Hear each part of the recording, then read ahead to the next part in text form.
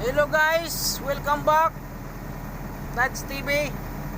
Guys, ngayon guys, dagdag tips lang guys sa mga bakong operator, lalo na sa akin guys. Meron akong kasifting panggabi o pang-araw ako, may shifting akong panggabi.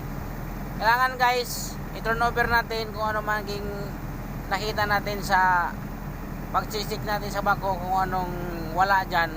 Sabihin natin doon sa kapalitan para hindi tayo may report doon sa office natin. Saka naka-checklist naman to guys. Checklist na namin to araw-araw. Guys, tingnan natin guys. Una-una natin i-check. Ito kasi yung turo sa akin guys ng mga veteranong operator. Bago man ako naging operator guys, mayroon bang veterano sa akin. Ayan guys, unahin ko na yung mga pin kung mayroong maluwag, matanggal. Ito guys, kanina bali natanggal yan kanina guys kasi gawa ng yung bolt nahulog. Dito guys, kumpleto naman, may grasa pa. Maya guys, bago natin ibigay ito guys, pagrasahan natin to sa spatter. Ay busy pa yung spatter natin guys ngayon guys eh. Ayan guys, ilaw guys, 4 gumagana. Yung sa boom hindi umilaw, kaya yan yung ano natin ngayon, i-report doon sa kasama nating kapalitan sa panggabi para may checklist din niya yan, para hindi siya hahanap kung anong naging sira sa unit natin. Yung guys, tingnan natin yung hydraulic guys kung kumpleto ba, nasa level ba tayo. Yung guys, nasa level naman tayo sa hydraulic. Dito sa aspirator walang problema, wala tayong problema dyan, okay naman. Yung ilaw sa likod guys, tingnan natin kung kumpleto rin ba. Ayan guys, may ilaw din sa likod, sa parte ng puwet, kasi para kita dun sa side mirror pag ano, yun guys, o kita yung side mirror para makita natin yung likod. Yung ano guys, gas yung pansinin yun guys, kasi nagagasgas lang guys, kaka punas. Sa cabin guys, mayroon ding ilaw. Yung air cooler natin kumpleto, wala tayong butas dyan. Ayan, battery nandyan lang. Para i-report natin ang maayos na sa kasama natin. Sa loob guys, aircon gumagana.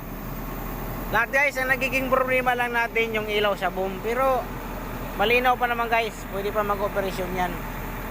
So guys, kailangan nating i-report doon sa kasama natin na walang ilaw sa boom dalawa, para maging aware naman tayo, para siguro panigurado na rin na para makapaghanda siya na walang ilaw sa boom, para di sa mahirapan kung maghukay man doon sa mga malalalim na area o kaya malalambot. Ito naman guys, sa track pad, ito yung sinasabi guys na walk around check before leaving. Medyo madilim na si guys, gabi na eh. Pasensya nyo na kasi gabi na tayo eh. Ayan guys, kompleto tayo, walang problema sa track pad. Alam ko guys, pag nagkuha rin guys, wala mga magkuhan, ano to sa TISDA eh, kasama to sa exam. Ayan o, wala, okay tayo guys. Medyo may lupa lang kasi galing ko sa ilalim guys, may hukay ako eh. Kaya huwag nyo pansinin yung lupa dyan, natural lang yan. So ngayon guys, huwag nyo kalimutan mag-like at subscribe kay Dads TV. Shout out kay George Sutal, Kim De Los Santos, sino pa ba, lahat ng kabakit dyan guys.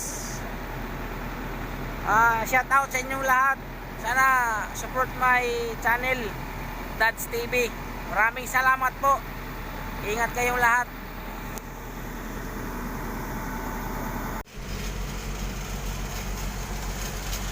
Guys, yan, kita mga pin. Meron naman itong mga pin eh. Guys, sa ngayon guys, hindi natin masilip yung ano, yung swing motor. Hindi natin makuha yung nivelasyon ng gear oil. I-turn over natin guys. Pa-check na lang natin yan dun sa kasama natin o kaya dun sa spatter. Yung makina guys, di natin masilip eh. Kasi mainit. Bahala na siguro yung ano dito guys. Kapalitan natin magsilip kasi wala eh. Mainit masyado. Mula pa eh. Kakapahinga lang natin. Antayin lang natin yung kapalitan. Ipa-check natin yung langis. Kahit makalating oras guys. Bago natin ipa-check yung langis. Para makapaba na lahat yung langis.